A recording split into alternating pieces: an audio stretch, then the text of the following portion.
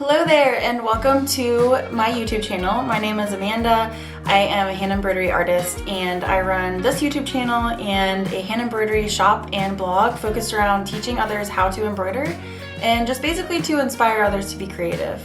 So in today's video, I wanted to show you kind of what I like to do to organize my embroidery floss. When I first started embroidering, I would just buy the skeins of thread like this and I would just keep them in the sticker like this and just kind of pull the thread out as I went. And that kind of works when you have a small project and just a few pieces of thread, but I am a collector and I love to have lots of options. So I ended up accruing a bunch of thread from somebody else. They gave a bunch of stuff to me. And then I decided to just kind of keep building off of what DMC colors are out there. And if you know DMC, they have like 400 or 500 colors at this point. I don't have every single color, but I think I am close to getting every single color. It's been kind of a just gradual process, but I needed a better system to organize my floss. And everybody has their own different system in place and like how they like to store stuff when they're doing projects versus like how they just like to store all of their thread. And I don't think that my storage system is anything unique really, but I have found a few products that I find are really helpful to have on hand and that kind of are more durable and long lasting than some of the other products I've tried in the past. So I just kind of wanted to go through them and recommend a few different products as well as kind of how I like to organize my thread, and hopefully it will help you. So the first product that I have is one that's a very common one, which is one of these tiny little containers that have little dividers in them. And I keep a couple of these on hand, but these are actually ones that I just like to keep extra thread in and not necessarily my bobbins of thread in. So I do have a few of these and they're kind of from a while ago, I think when I first started storing my embroidery floss.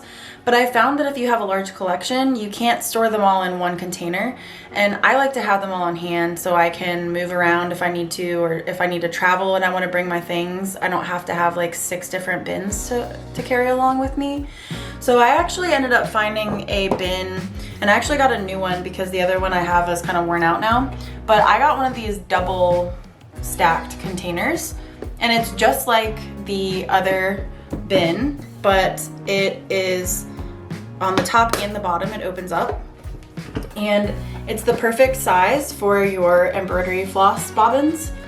It's just a sewing notions bin from Joann Fabrics, but I'm pretty sure you can find them online, probably on Amazon or anywhere, not just Joann's. But I really like this container. It has a little handle on it, which is great for traveling as well. So that is the container that I can store pretty much all of my thread in. Like I said, I don't have every color, but I have pretty close to every color and it stores everything in it. The next thing that I really like to have are plastic bobbins. I have gotten the paper bobbins in the past and they don't hold up very well for me. I feel like they start to bend really easy. So I do buy the plastic ones. I know it's not as eco-friendly, but it is something that I will keep forever. Like they don't wear out, and I just think that it allows you to store your floss a little bit easier because the paper ones tend to get kind of crumpled and just worn. So I like to buy these DMC bobbins here. And these are great too because you can write on them in Sharpie whatever color you end up winding onto them. So this right here is an example of how I like to wind up the thread and store it, and I just put the number on the side here. I think you can actually get stickers that just stick onto the bobbin, or some that may even come on the bobbin. I haven't found them locally, so I just kind of wing it and use a Sharpie, and if it starts to wear off, I just rewrite it on there, and that seems to be just fine for me. I just like to put it in like the top corner on one side of the thread so that when you put them in the storage container, they all are facing up and you can see all of the colors that you need.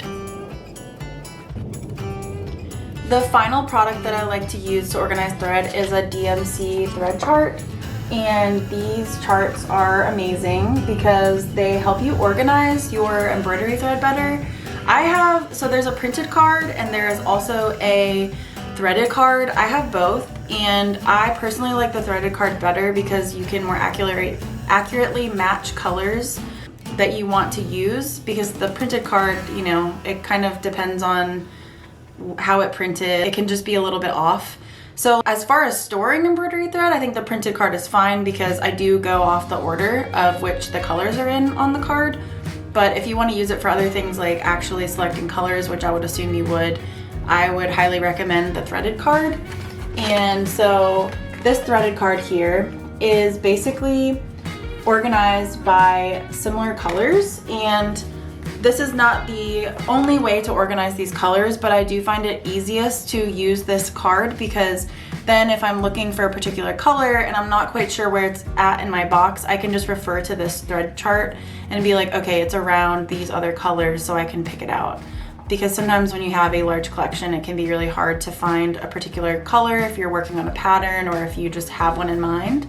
So I like to organize my box according to the way the DMC thread chart is organized. I know this was kind of a quick and simple video, but I hope that it was helpful and inspired you to maybe create your own system or follow the same system that I do for storing your embroidery floss. If you like this video, please give it a thumbs up and subscribe to my channel if you like embroidery tutorials and inspiring things for embroidery. And I will leave all of the products that I like to use in the description if you'd like to check them out as well. I'll see you in the next video. Thanks. Bye.